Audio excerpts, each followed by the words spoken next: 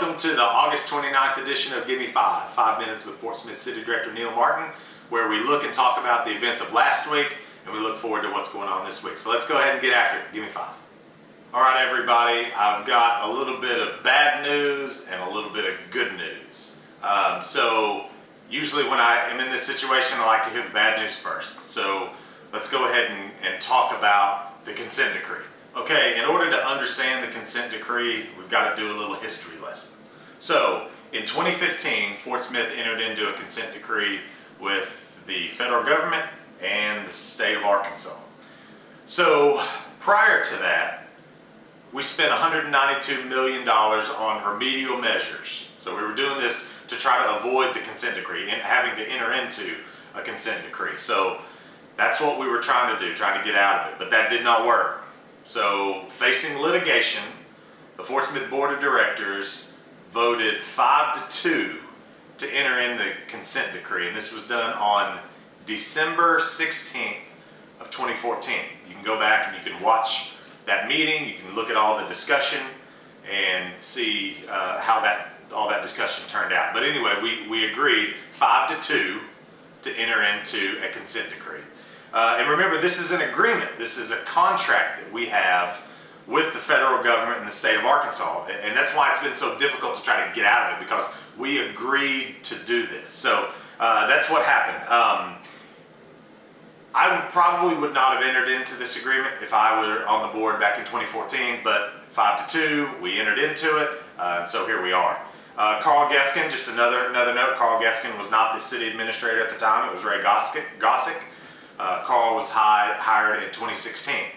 So we spent that $192 trying to prepare and trying to get out of the consent decree. Now, when we entered into this decree, the federal government estimated that the cost would be $200 million. So $200 million is the cost the federal government estimated for us to get into the decree. It would take us 12 years, $200 million. Our estimates at the time it was going to cost us $480 million. So already we are at a significant discrepancy between what the federal government said and what our own estimates were.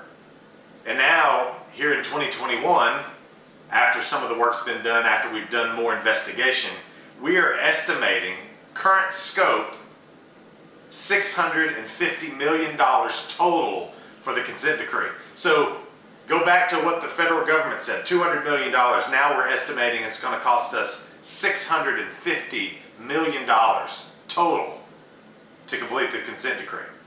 It's a lot bigger than the federal government anticipated, a lot bigger than the state government or the state of Arkansas anticipated, and it's a mess. It's a big solid mess. So that's kind of where we're at.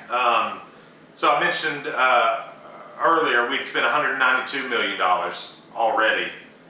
Since the consent decree has been lodged and we've been working on it, we spent another $110 million, which brings us the total cost estimate of $302 million, roughly $302 million, that we've spent already on the consent decree.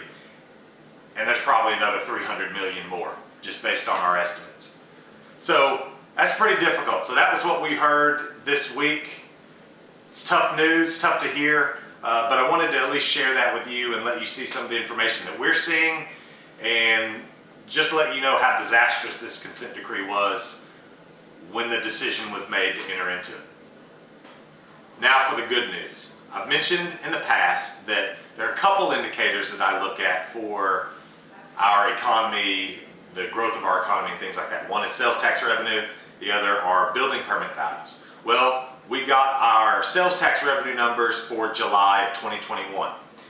Those numbers are up over 10% from July of 2020. But probably the better news is sales tax revenue for the year is up 15% over the record-setting year in 2020. So that bodes well for us. That's a good sign. It shows our economy is growing. So those are good indicators that I look at and that I watch monthly. So that should make you feel good about how our economy is doing as well. Okay, no meeting this week. This is the 5th Tuesday of the month, and we usually don't schedule a meeting on the 5th Tuesday, so no meeting this week. Well, that's it for the August 29th edition of Give Me 5. Hope it was informative, and I look forward to seeing you again next week. Give Me 5.